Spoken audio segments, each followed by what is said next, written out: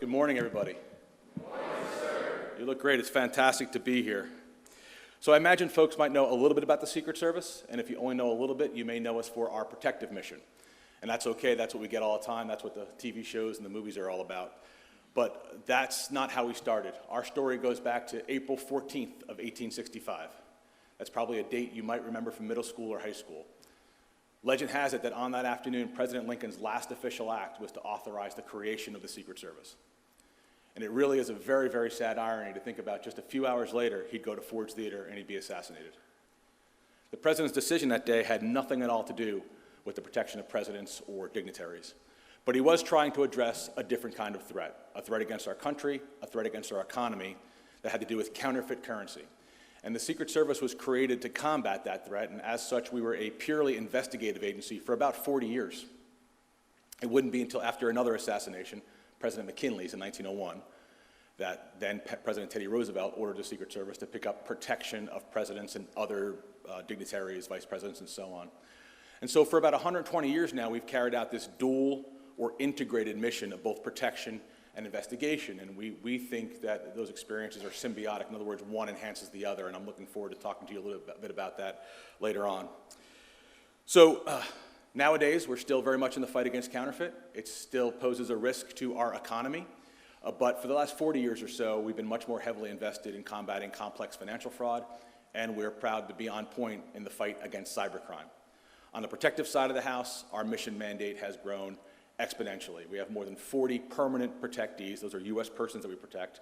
We also provide protection for all foreign heads of state and heads of government and their spouses when they visit here. And we serve as the lead operational agency for these events called National Special Security Events, or NSSEs. So things like the inauguration, if the Pope visits somewhere in the U.S., sometimes the Super Bowl, things like that. So we have a very diverse workforce in the Secret Service. We're very proud of that. We are relatively small. We are only 8,000 people. We like it that way. Of those 8,000 people, less than half are special agents. About 1,700 are part of our uniform division. That means they're police officers, and that is an outstanding organization. The easiest way I could explain that is uniform division is part of the Secret Service the same way that the Marines are part of the Navy. Let's see, in addition to them, we have about 2,000 folks in the area of mission support. So whole broad swath of, if you could think of a job, we have it, and those are one of those 2,000 people. And for those who are prior service, you know it's the mission support people who make the wheels go round and round. In addition to our vast number of operations and facilities in the Washington, D.C. area, we have 160 field offices around the world. And to include one right here locally in Macon, Georgia. And I would be remiss if I did not recognize the agent in charge of our Macon, Georgia office, Scott Ginolette, who's with us here. More importantly, he is a graduate of GMC. So we're a unique organization in a lot of ways. We're law enforcement, we're a domestic law enforcement agency, but we're a little bit different than the others because of that protection piece and the intelligence and the threat management requirements that go along with it. We look and we operate a lot like the military, but you all know that we're not part of the armed forces. We don't exist within DOD. We're actually part of the Department of Homeland Security, just like the Coast Guard. We are a federal agency, so therefore we're part of a larger bureaucracy. But what's interesting about the Secret Service is that we are one of very, very few agencies in the federal system that has 0 political appointees. And that's not by accident. We are all career employees. That's because we don't subscribe to any political party, platform, ideology, or candidate. Instead, we wholly commit ourselves to the continuity of our constitutional government and by extension, the preservation of our way of life. And show of hands, who's taken an oath here? That's almost every hand. So you've effectively made a solemn promise to do the exact same thing. So that's a little bit about the organization that I'm with now and I've been with for over 27 years. Very proud of it, but that's not how it started out for me. And candidly, it's not possible for me to look out at your faces and not see myself in some ways because figuratively speaking, I sat where you are more than 30 years ago. Growing up, I wanted nothing more than to go to a service academy. That did not work out for probably the correct and the right reasons, but I'm very, very proud to have earned an Army ROTC scholarship. Proud of my service in ROTC, proud of having been commissioned and serving in the Army afterwards. But I should also be honest and tell you that I wasn't always distinguishing myself as an honor cadet as I started my career in ROTC. Back in the 80s and the 90s, the Army had a slogan more than a motto, if you will. It was for recruiting purposes. It was everywhere. It was on TV, it was on the radio, it was on buses that they drove by, it was on billboards. That slogan was, "Be all you can be."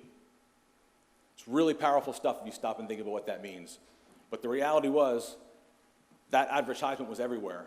It was, in a word, ubiquitous. You couldn't get away from it. And it sort of drowned out the meaning of what that was. Anyway, as I went through the motions of my first year or two in ROTC, I came to a realization one day that I wasn't. I wasn't being all I could be.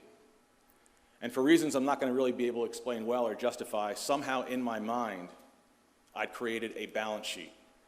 I determined that the Army was paying this much for my college tuition, so therefore, I only owed them this much in terms of effort.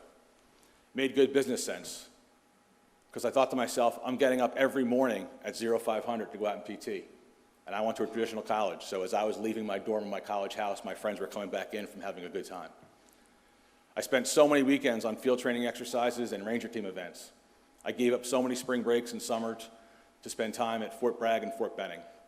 So again, cold, analytical read, that makes sense. On balance, they're giving me this much, I'll give them that much. But it didn't really make sense. It was empty logic that made me feel empty inside. And so I'm really grateful to my peers that served with me at the time, who modeled the behavior they expected from others. I'm grateful to my leadership, and I'm particularly grateful to my NCOs, who were very clear that I wasn't disappointing them by not being all I could be, I was disappointing myself. So overall, very, very grateful for that experience and that epiphany, if you will. I look at that as part of growing up. And it's a funny thing growing up. You realize the older you get that there's no finish line. You never stop growing up. Actually, I found it to be more used to consider when it is when somebody starts growing up. And I would submit to you that a person starts growing up the moment they realize that they are not the central character in everybody else's story, right? And if you have any toddlers in your life, you know exactly what I'm talking about, because toddlers have no choice but to think that they're the center of the universe because that's the reality we've created for them. So, when thinking about what it is I want to share with you today, I was reminded of an experience I had many years ago when I was in the Secret Service Academy. On this particular day, our cadre, our instructors, loaded us onto a metal craft that looked a lot like a helicopter. And once aboard, we were instructed to buckle in and then put on a pair of ski masks that had been painted black, so you could see nothing at all, no light, nothing. And before too long, we could sense that that craft was being raised way up into the air. After sitting up there for a while, not really being able to sense what was going on around us, disorientation began to set in. And we weren't really clear as to whether we were moving forward or backward or if we were spinning around. And then, whatever it was that hoisted us up in the air, let us go. And that craft came crashing down. We very quickly realized we were in water. Now, I don't know if we have any pilots here today, but when a helicopter goes into water, a number of things can happen, to include flipping over. That's exactly what happened for us that day. So the objective of the exercise was very simply to follow a series of steps as we'd been instructed in order to unbuckle ourselves, assist others, and lead them to the surface and to safety. But that was not the point of the experience. The real lesson that day was to remind us that if and when we find ourselves upside down in deep, dark water, the first and most important step is always, don't panic. You see, our instructors had intentionally created an environment, a reality, of nothing but drama, trauma, and chaos. And it was up to us to rise above all of that, quite literally, rise above it, get ourselves and others to the surface, heads above water, and once there, reach out and grab hold of each other. Because the only way that we were going to make it through that chaotic and traumatic experience was together. As young leaders, you will be expected to lead others above, over and beyond all sorts of drama, trauma, and chaos in your professional lives. And that's particularly challenging because as young people, you're going to have to navigate a whole lot of drama, trauma, and chaos in your personal lives. I do realize that you've all taken different paths to arrive here at GMC. I think it's one of the greatest things about this institution. And I realize you're all going to move on to various other opportunities in life when you finish up at GMC. But there is one thing that is and will always be true about you as individuals and as a group, and that's the fact that you're actually here for the same reason. And that's to further invest in one of the most important qualities and attributes for you as a leader, as a citizen, as a partner, as a teammate, as a person who's interested in the process of growing up. That quality or attribute is no mystery to you. I would imagine it's the first thing you saw when you stepped on campus. And that's because character, above all, matters most in life. I imagine you've spoken about character quite a bit since you've arrived here at GMC, and I'd like to talk to you a little bit more about it. Perhaps you've heard that character is maybe most easily described as doing the right thing when nobody's watching. It's doing that same right thing when there are easier options right there in front of you. For those moving on to West Point, you probably heard that a big part of your experience is choosing the harder right over the easier wrong. It's part of the cadet creed. In driving your actions, strong character certainly needs to be more verb than it is noun. But inconveniently, we're not born with it. Character cannot be bought, it can't be taught, it can't be inherited. General Caldwell cannot issue it to you when you finish up here at GMC. It must be built, and it can only be built by you. There's no how-to manual, and your character will be cultivated as a result of your own personal journey of trial and error. So, in an effort to help you with that self-examination, I'd like to recommend that you begin viewing your actions, yourself, even your reactions, through these three separate but interrelated lenses of attitude, aptitude, and resilience. And I'd like to save attitude for last because I feel it's far and away the most important. But when I speak about aptitude, and you're familiar with that, many of you took the Scholastic Aptitude Test, I'm not really referring to your inherent talents and abilities, but rather what it is you'll do to hone and sharpen those skills in the future. Is there anybody here that doesn't think that Michael Jordan and Tom Brady have an aptitude to play basketball and football? Of course not. They might be the greatest athletes of our time. Does anybody here think they rested on that aptitude? No. If you know anything about them, they're probably also the two hardest working athletes of our time. I like to think about aptitude the same way I think about our teeth, right? Whether you believe in God or the Creator or the universe, somehow, some way you were gifted these talents and abilities, the same way you were given these teeth. But if you don't take care of your teeth, in time, you're setting yourself up for discomfort, pain, financial drain, and then they're going to fall out and you lose them altogether. The same thing is true about your aptitude. Your commitment to improving yourself is directly proportional to your work ethic. And your work ethic is a direct result of your self-discipline. A number of years ago, when I was going through that crisis of confidence, somebody very close to me shared with me the secret to increasing my own self-discipline. I'd like to share it with you now. The secret to increasing self-discipline is that there is no secret. It really is just a matter of doing a little bit more and a little bit better each day. At the end of it all, it's not the intensity that matters, it's the frequency. Well, before any of us consider our own level of resilience, I think it's important for us to examine what it is we want in life. We can go around the room and rattle off all the things that we desire. That's pretty easy. But it's really the underbelly of that desire that matters most. What motivates those desires? And most importantly, what are we willing to endure to achieve those things? I like to think about resilience as having the ability to take a punch and stay in the fight. There is a great quote that is attributable to no one, apparently. I wish I could take credit for it, but it's been around for many, many, many years.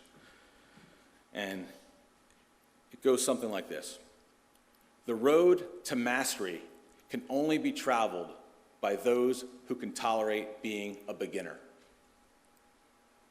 I'm here to tell you, you will be a beginner again and again in this life, and especially with regard to the pursuits and the vocations you're committed to. So I highly encourage you to get out there on that road as often as possible in life.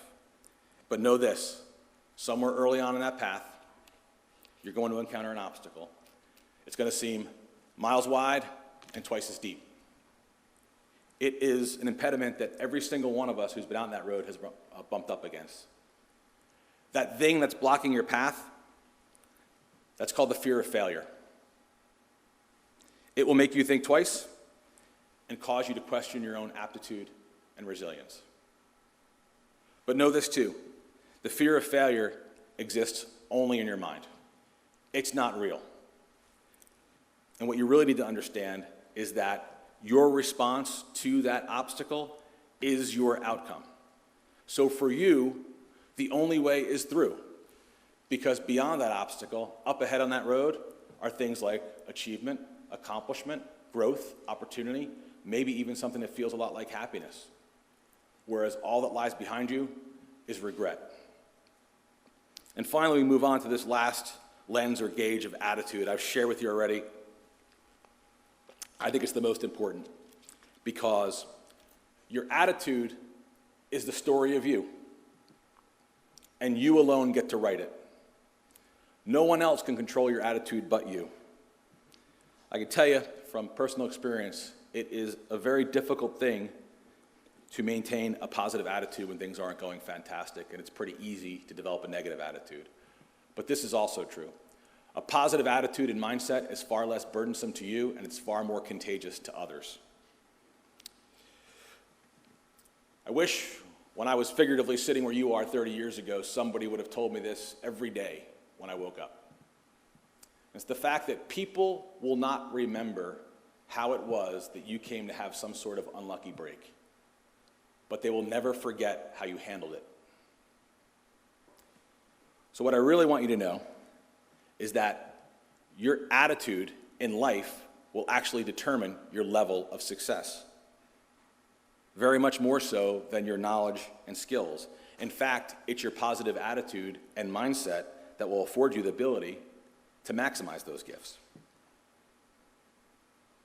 Make no mistake about it, character is a choice, and ultimately, it's the sum total of 1,000 everyday choices that we make, some in public and some when nobody's looking. So I offer you these 3 lenses and 3 gauges so that you can measure and assess your own experiences as you proceed on your journey. And beyond that, I would want you to know that unlike your inherent talents and abilities, you won't get to decide when, where, or how you showcase your character. It will reveal itself in many ways, and none more obviously or consistently in how we treat others. It is impossible to live a life without having difficult conversations or needing to resolve conflict.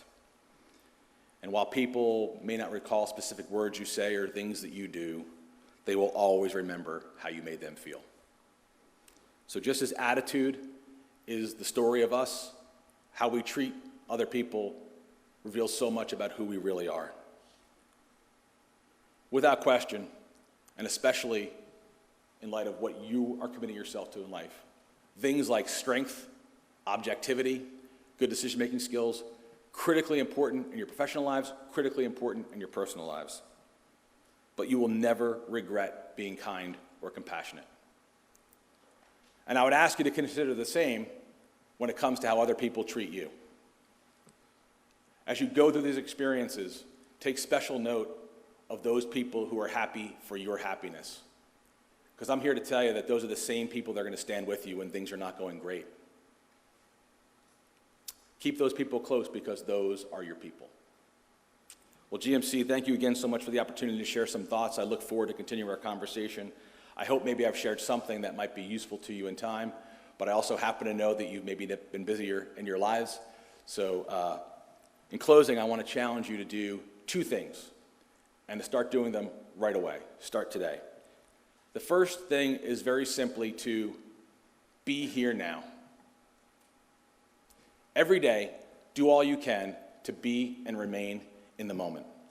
I've had the good fortune to travel the world several times over, listened to some of the greatest speakers and speeches of our lifetime, of our generation. But I've never been more struck by something that the Dalai Lama said and taught. And it's the idea that there are only 2 days in the year on which nothing can be done. One is called yesterday, and the other one is called tomorrow. So GMC, don't get swallowed up by the past or become hyper-obsessed with the future. Be here now. And lastly, if on your journey you unexpectedly find yourself upside down in deep, dark water, just remember that first and most important step. Don't panic. Fight your way to the surface. Get your head above water, reach out and take hold of each other, and together rise above the drama, trauma, and chaos. Thanks very much.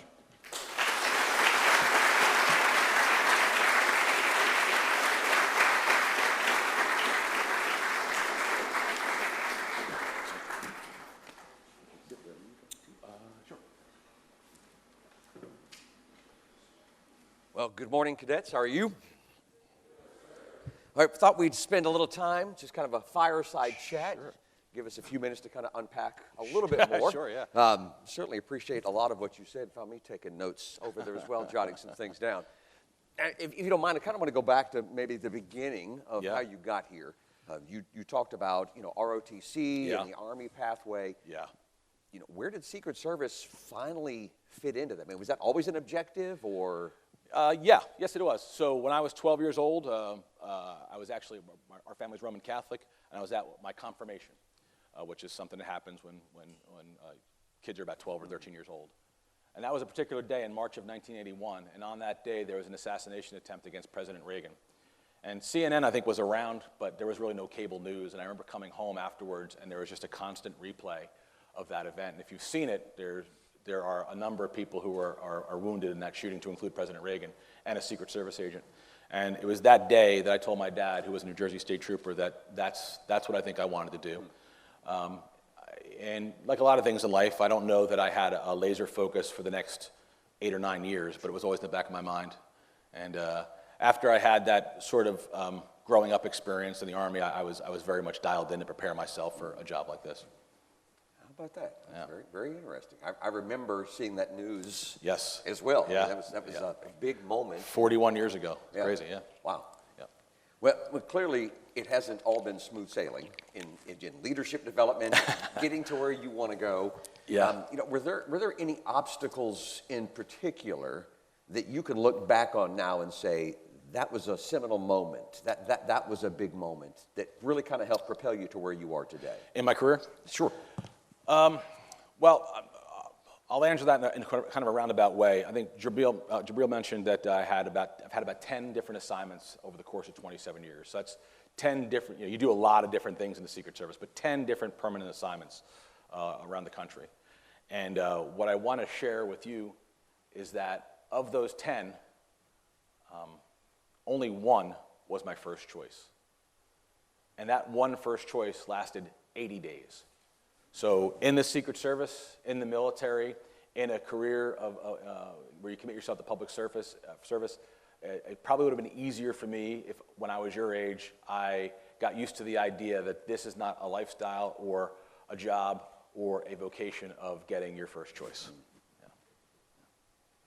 That's a valuable lesson. I think we've discovered that it's a phrase that I heard recently, is that so often life goes off script. Yeah. Doesn't go according to script.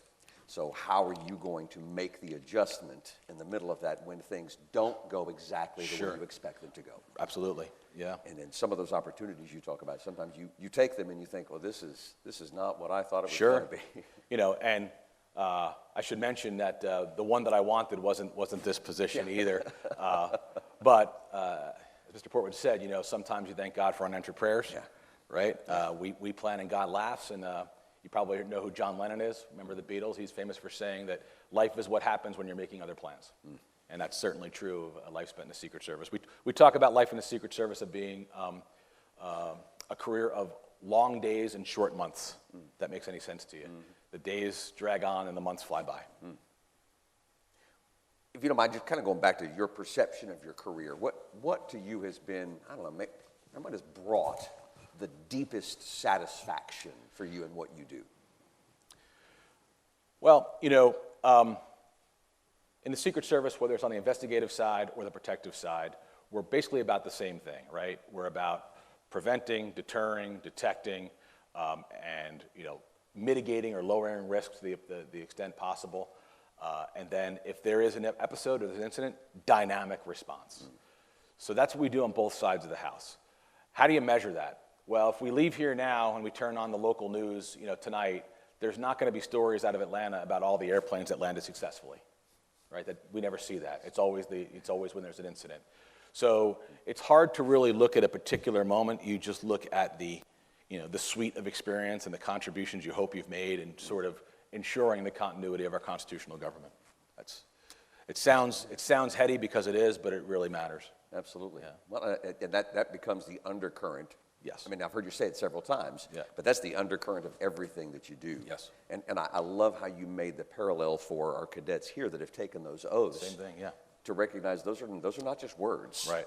That's the guiding principle. Yeah. Of protecting the Constitution. Yeah, right, And the absolutely. people of America. Absolutely, yeah.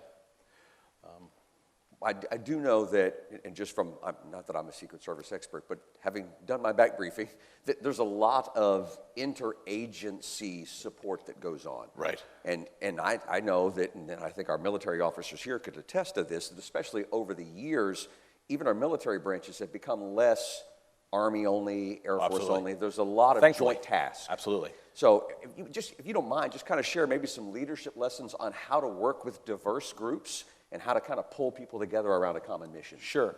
So as I mentioned, we are a small outfit. We like being small. You can't consider yourself elite and have 100,000 people in your organization. But one cost of being small is that whenever we come to your town for a protective mission, we are entirely reliant on your community, your local law enforcement, your state law enforcement, your local public safety folks, and to a great extent, the military. Quite literally, on the protective side of the house, the wheels don't roll.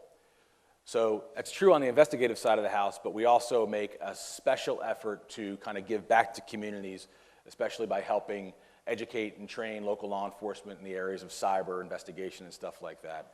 To answer your question, the coolest thing about being in the Secret Service is the fact that you get to work with all these different people all across the country, all around the globe, not just fellow U.S. citizens, our foreign partners as well.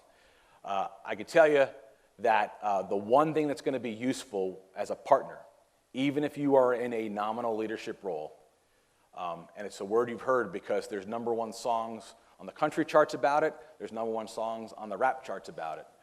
The most important ingredient is humility. You have to have a certain degree of humility when you're a partner, because you're going to come in there, especially those of you who are going to serve in the military, maybe you're going to graduate from the service academy. They know who you are. You don't need to wear the t-shirt. And they're going to be more responsive to you if you go in there and you're honest and you want to broker partnerships and accomplish things together than if you go in there and you're didactic, telling people what to do. That's been my experience. And that is one of the hardest lessons sometimes to learn. Yeah. And I think that becomes that transition of moving to an influential leader and out of positional authority. Yeah. To recognizing the necessary teamwork that has to take place to keep things moving forward. Absolutely.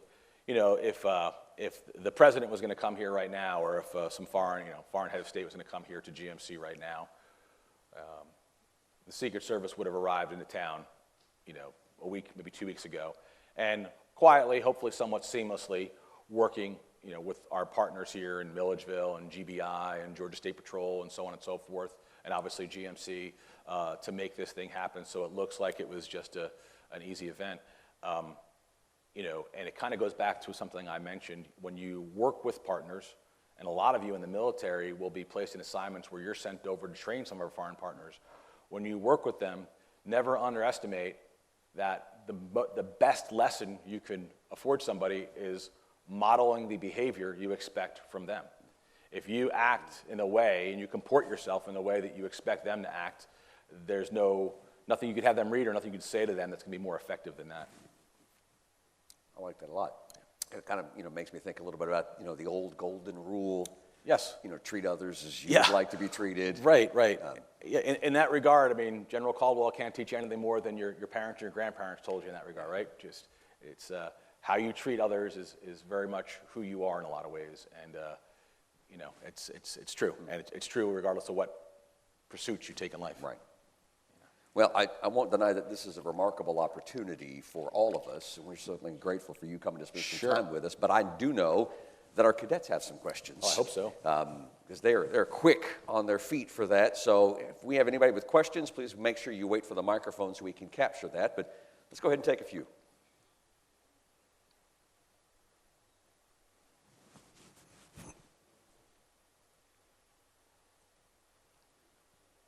Morning, sir. My name is Cadet Horn, State Service / ECP.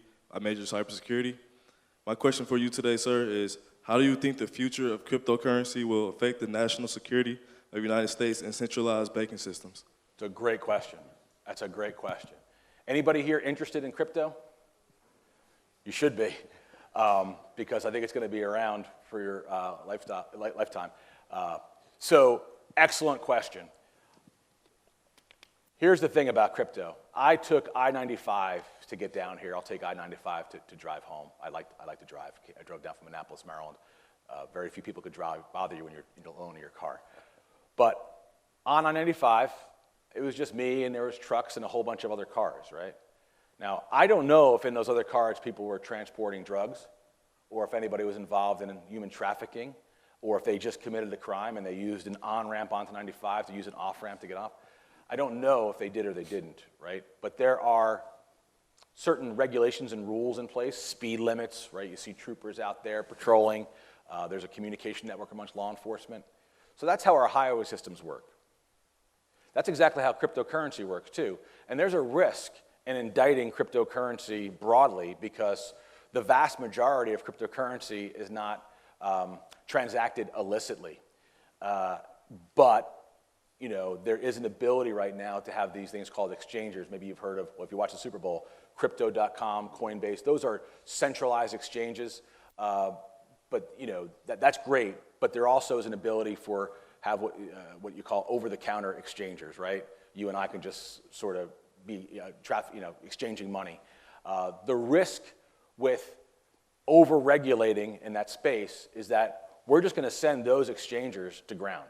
And what happens now is, and I'll sit up here and speak on behalf of my partners in the FBI and everybody else in this space, is when an organization, public or private, usually private, falls victim to ransomware or something like business email compromise, they are falling victim and they're losing actual funds. So we'll just call them US dollars, right? The bad actors, the criminal organizations, are converting that to cryptocurrency and they're sending it out. So to answer your question, the best way we can kind of gird our loins and prepare ourselves for the future is to be mindful of it and to learn as much as we can about it. Because I'll use an example. I have a 4-year-old niece and a 79-year-old mom. If I had both of them on stage and I hand each of them an iPad, which one's going to do better? The 4-year-old, because it's intuitive, because she's growing up with it. Mr. Portwood and I didn't grow up with iPads, right? Nor did my mom. You're growing up with this thing of cryptocurrency and tokenism and tokenomics and stuff like that. So I think the best thing we could do is increase our awareness of it. And also, if anybody's password is password, change it immediately. Yeah. Other questions?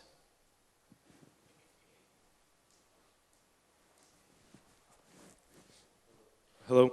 Hi, sir. Good morning, sir. My name is Christopher Pombo. I'm from Cape Cod, Massachusetts, and I'm a United States Air Force scholar here at GMC. I wanted to ask you a question about being in the moment. When we find ourselves feeling out of the moment and hyperfixating on the past or present, what are some ways that we can reel ourselves back into being in the moment? Well, the first thing is being mindful of it. If you're mindful of it, you're on your way. The thing that I like to do, tell you the truth, and if a lot of your folks probably into the soft community, folks who want to go into the SEALs and Delta and stuff, you're probably aware they use a lot of breathing techniques, like box breathing. Who's familiar with box breathing? Breathe in for 4, hold for 4, breathe out for 4. That's the kind of thing that can kind of get you, it resets what they call your parasympathetic system and kind of gives you a chance to to kind of collect yourself. It's really, really easy to kind of lose yourself in the moment. You know, in this position, and really in every position I've had in the Secret Service, you could start your week or your trip, your advance, having a plan. Everybody know who Mike Tyson is? Mike Tyson, the boxer? Mm-hmm. Mike Tyson said, everybody has a plan until they get punched in the face, right? And so what happens is you very quickly get pulled off this thing, and instead of becoming a planner and a visionary, you become a firefighter, and you're just putting out fires. So if you're able to kind of acknowledge that in the moment, acknowledge, hey, I'm sort of losing, my hands are coming off the steering wheel a little bit, that's the first step. And then I would recommend looking into things like breathing techniques. Great question. Sir.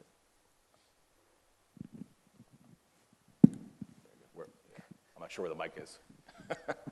I think they're figuring that out too.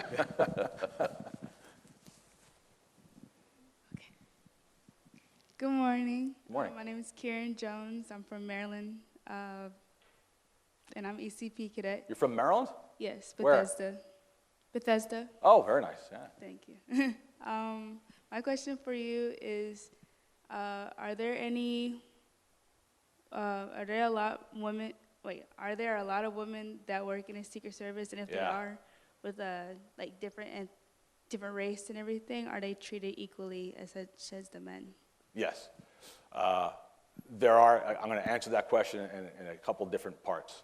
So yes, we're very proud of the number of females, and like I said, we're very, very proud of our diversity in the Secret Service.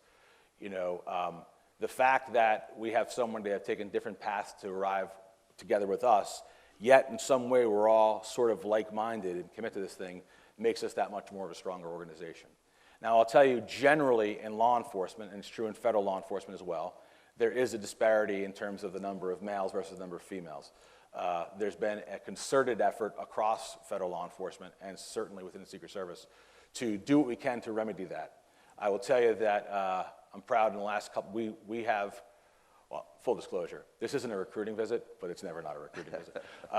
And we're in the middle of a 10-year hiring push in the Secret Service to grow the agency. We're at 8,000 now, we're going to 10,000. Certainly, the best and most qualified candidate, whoever he or she is always going to be the best and most qualified candidate. However, we're very, very mindful when it comes to special officers programs and diversity. Within the last couple months, and it might have been just before Christmas, we actually graduated a class where it was more females than males for special agents, which is saying something because in my graduating class, there were 4 females altogether, and that was 27 years ago. So really trending in the right direction. You know, we could be here all day kind of philosophizing about why do we think there's less representation of females in law enforcement, not just the Secret Service. You know, there's a lot of reasons. Traditionally, it's been that way. And like I said before, life is what happens when you're making other plans. So I'll use myself as an example. I joined the Secret Service, I think I was 25, I just turned 26 as an agent. I was not married, I wasn't sure if I was gonna get married. I was actually dating the young lady who I eventually married. She wasn't sure she wanted to get married. I know she was just telling me that.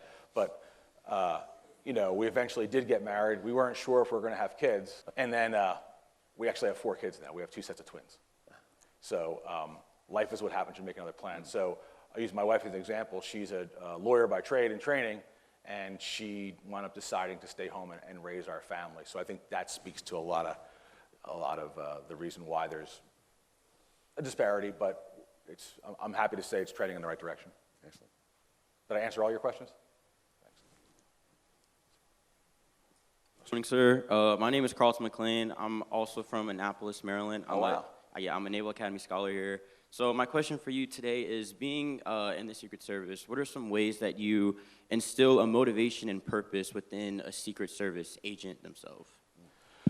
So when I became the director, which happened in a kind of very rushed way, the first question I got is, what's your vision? And I thought to myself, what does that even mean? Like, I've heard that before. Like, what do you mean, what's my vision? And so the way I came to think about it is, and you'll have to decide for yourself what a vision is. But for me, a vision is a painting that's behind us. And it's just a frame, right? And now keep looking at that frame, and you as a leader decide, what do you want to be in that frame in the next 5 years? what objects, what images, what accomplishments do you want to be reflected or represented in that frame? And so for me, a little bit of a cheat code, but the one thing that I took with me from my time as a cadet in ROTC in the Army is the idea that it is always going to be, when you are in a selfless endeavor like you all are pursuing, there's never any other way but putting the mission first and always taking care of your people. So that's the ethos I follow. That's what I preach. Matter of fact, some of the group last night I had dinner with, I gave them a coin, and in Latin it actually says mission first, people always. Why does that matter? Well, perhaps you've heard it already, and you'll certainly hear it again, and one day you'll have the epiphany, maybe sooner than I did, that it's great. I mean, first of all, you live in Annapolis and you're going to Naval Academy, that's fantastic. The fact that you all came from great things, you're going on to great things, awesome. But this is also true. What you choose to do in life is never nearly as important as why you choose to do it. And you all have your own why. And a big part of that why are the people that raised you and the examples they set. They made, the standards they established and instilled in you. And so that's what I try to communicate to our workforce, that there are easier and far more convenient jobs than being in any role in the Secret Service. Higher paying, I could promise them, those jobs they could have days off and have the weekends off. I could never promise them that in the Secret Service. So if you commit yourself to doing this thing, then you're answering your why, and that's what makes you elite, not the fact that you can do, 100 pull-ups and fall from the sky in a helicopter or whatever the story is. Ma'am? Oh, sorry. Right back to you. Sorry. Cadet Jeffrey Pennington, an Air Force State Service from Atlanta, Georgia. My question for you is, after you did your commissioning in the Army, how did you know, I've done enough of this, it's time for me to move on? Well, I had a very weird experience. I was a scholarship, cadet, and I was required to go active duty. I actually got orders to go to Korea and the military police, and then as I was graduating, there was this, it's a longer story, there was this move in Congress to reduce government spending, military spending. So they actually converted my commission to a reserve commission, which was bewildering when you were about to graduate in 3 months. So you had a job, now you don't. And so then I very luckily stumbled into another federal job, was down in training here in Georgia, down at the Federal Law Enforcement Training Center, and this thing called Desert Shield broke out, and then Desert Storm broke out. So I wound up going back on active duty, if you will, kind of active guard reserve type thing for quite a long time. While I was there, it was hard to really determine, okay, when does this experience end? But maybe like you, I was very anxious to go and find whatever it was that came next. So whether it was going to be the Secret Service, some other federal agency in traditional federal law enforcement. I had a medical condition called ants in my pants, and I really wanted to, to move on to it. And looking back, it sort of makes me smile because there really was no rush, right? Because I spent that time in the military, in a prior federal job, getting myself ready, sort of exercising my demons and growing up so that when I got here, I would be that much more ready to perform in this job. Yes, ma'am. Let me go here because sorry. I think I screwed up the guys at the mic. Sorry about that, guys. We'll go right back.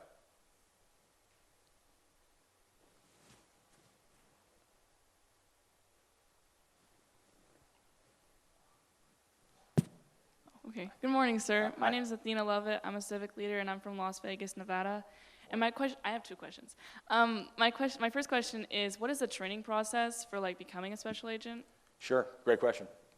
So when I applied back, many years ago, 1992, I was 23 years old, and I waited 3 years to get hired.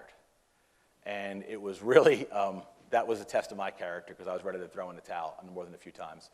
Our hiring process is much more streamlined nowadays. But the hiring process, unless you've lived all over the world, and our background's going to take forever, is going to be about 8 months on average. The training process is about 8 or 9 months. The first thing you do, so we'll use agent, right? You could do our gun carrying community, with sworn officers we call them. You have agents, officers, and there's some specialized folks that do a lot of technical work. I'll use agents for the example. You'll get hired, you'll go to any one of our 160 field offices. That's kind of a lie. You're not going to go to any of the overseas offices. You're going to go to New York, Miami, Atlanta, Chicago. You're going to go to usually one of the bigger offices. You'll report there. You'll do a couple weeks. Then you'll come down to our Secret Service training facility, which is right outside Bethesda, Maryland, and Beltsville, Maryland. Cool little complex there. You'll do a couple of weeks there. You'll get some exposure to firearms if you've never PT'd before, and I know you have. Some people are shocked to find out that there's PT involved in the Secret Service. And then you'll get, believe it or not, a lot of waterborne exercises. I use that example because I'm not a bio major, not bio, earth science. What is it, about 1/6 of the Earth's surface covered with water? Mm-hmm. That's why we do so much waterborne training. After that, you'll come down here to Georgia, to the Federal Law Enforcement Training Center, which is down in Brunswick. And most federal agencies do their training there. That's, when I say a basic police academy, that's where you learn the basics of law enforcement, if you will. You do that for about 4 months. If one graduates, he or she comes back to our training facility and does another 4 or 5 months in the Secret Service Academy before they go back to their field office. It's pretty intense, but I will tell you this. I always use the example. Anybody here want to be a Marine? Anybody here is a Marine? Okay. Anybody go to Parris Island? All right. So it's not Parris Island, right? Secret Service School is not Parris Island, and it's not a finishing school for, the young ladies and gentlemen. It's somewhere in the middle. We hire adults because we expect them to act like adults. And to be honest with you, when you hire a 27 or 28-year-old, it's tough to do the Parris Island thing on them because our brains, as we grow up, even at your age, are doing a funny thing here in the frontal cortex, and a 28-year-old might not buy what a Marine DI is selling, whereas a 17-year-old will. Thank you, sir. Sure. My other question is, once you do become a special agent, what does your day-to-day plan look like? Yeah, it's a great question. So special agents in the federal system, they have a job series, okay? It's kind of like being an 01, 02, 03, 04, sort of like that. The job series in the federal system is called the GS 1811, 1811. And I'm an 1811, Scott's an 1811, of course, here in the Secret Service. If you know any FBI agents, he or she is an 1811, DEA agents, the list goes on and on and on. So in a weird way, it's kind of like having a union card, right? It's not that easy where you just jump from agency to agency. But you all go through the same level of training and certification. But the jobs themselves are more alike than they're different, but the day-to-day is different.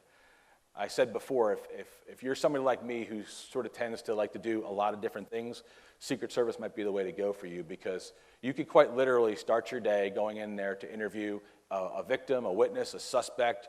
Maybe you're dressed in a golf shirt and 511s or khaki pants, whatever you call them. And then you may have to go into the locker room and suit up because Vice President Harris is coming to town. You have to go stand post. And then once that wraps up, you've got to go help the squad because you're going out on surveillance, or you're going to put on jeans because you're going to go dumpster diving to look for evidence. I would like to tell you that I'm exaggerating to make a point, but in my time in the New York field office, those were a lot of my days. So I like the fact that you're doing a lot of different things. Some people are built differently, and some people like the idea, I just want to work this type of case, and I want to do nothing else but my case. Well, there are agencies out there for you that do nothing but work their case. But the Secret Service, if you are inclined to do a lot of different things, this is the place to be, because you do a lot of different things, whether you want to or not. I'm sorry, I screwed up your rotation. Sorry about that. Back to you. Good morning, sir. I'm Cadet Charleston. I'm a State Service cadet, and I major in Homeland Security. My question for you today is, if you don't mind me asking, what was your first Secret Service position? And I know you said you conquered demons in the Army before, and it helped you grow. So yeah. When you switched over to Secret Service, did you have any fears with the physicality of your assignments? You say fears? Yes. Yes. Yeah, I mean, listen, just like what you guys are pursuing, there are a lot of realities when it comes to serving in law enforcement and in public safety.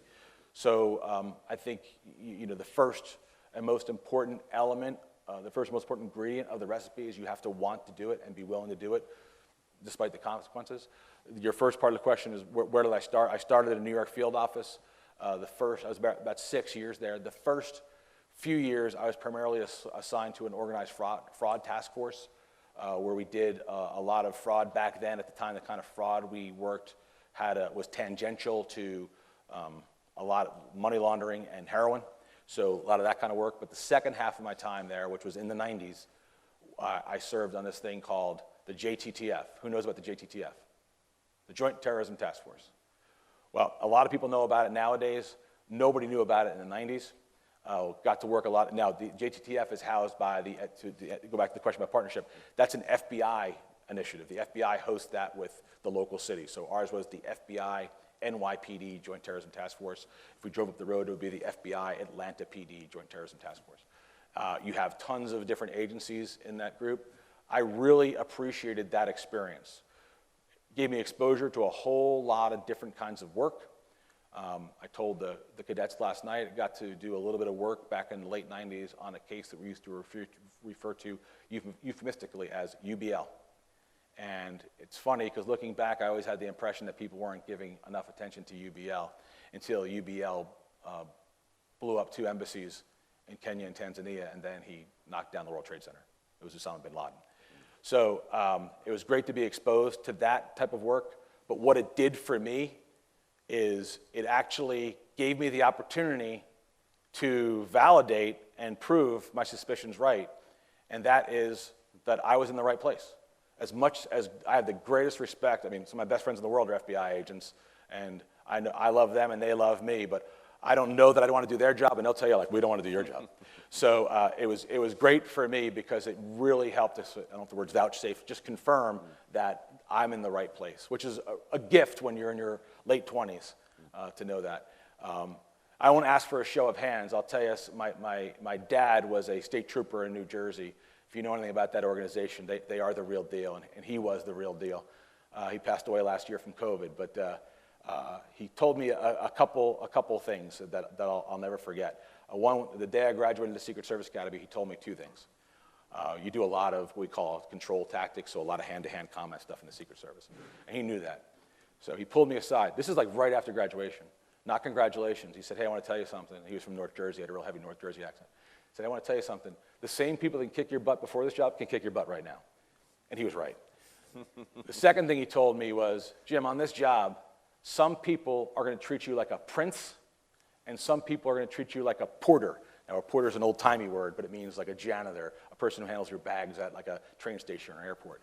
His point was some people will treat you like royalty, some people will treat you like the hired help, and it's incumbent upon you to treat everybody the same way, because how you treat one person is how you treat everyone.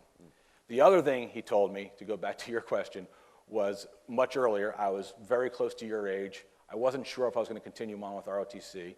I wasn't sure if I was going to continue on in my field of study or even stay at the college I was at. And I said, Dad, I just don't know what I want to do.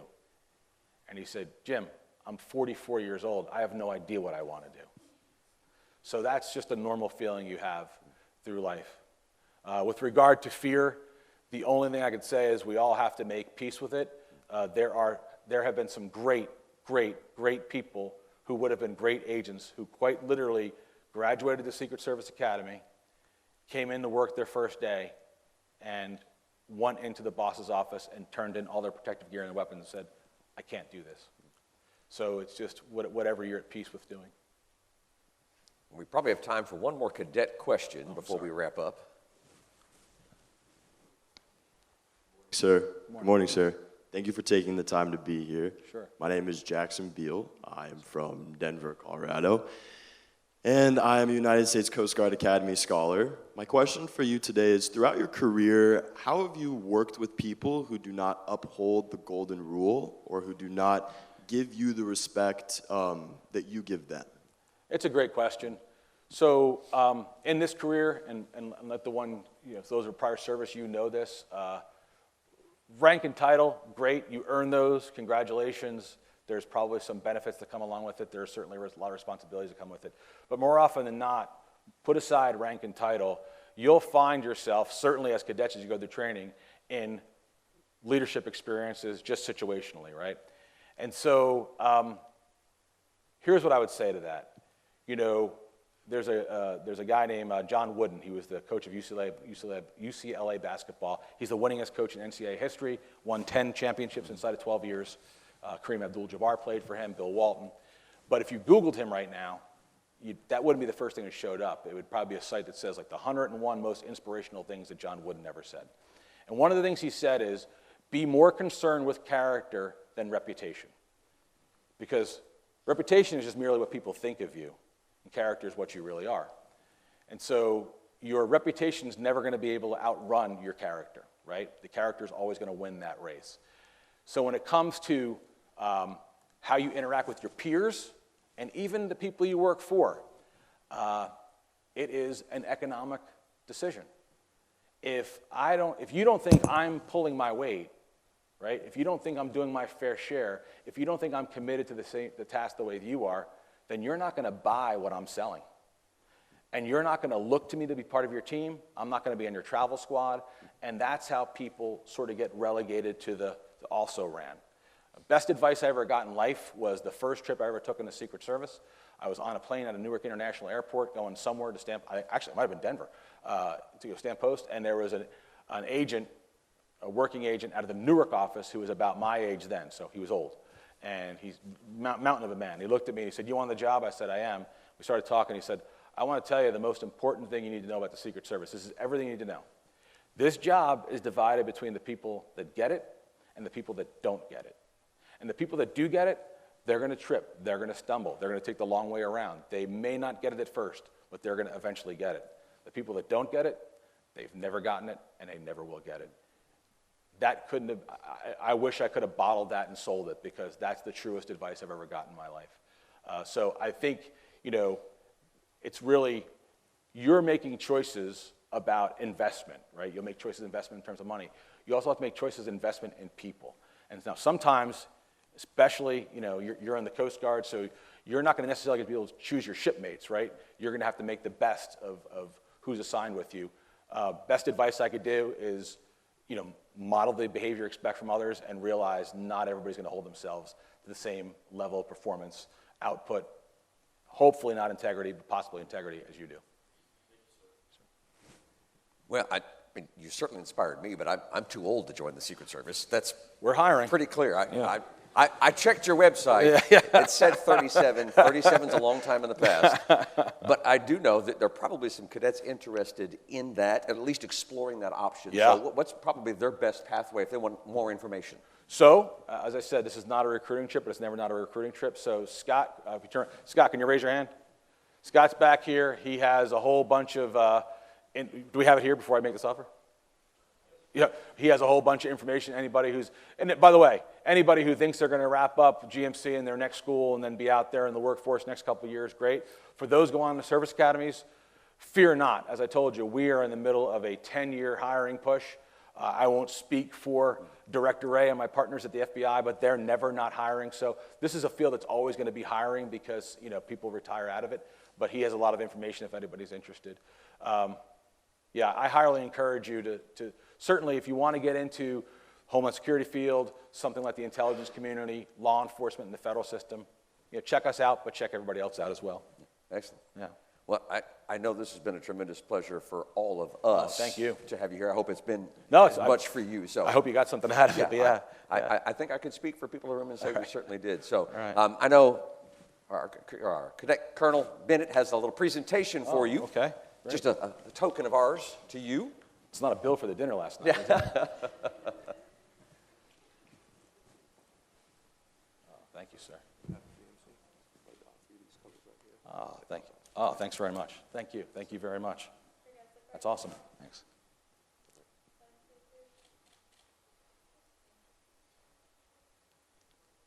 Thank All right, let's show our appreciation to Director Murray. Thank you.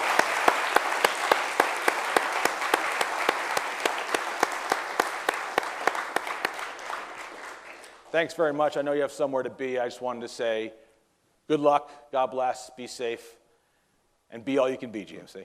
All right?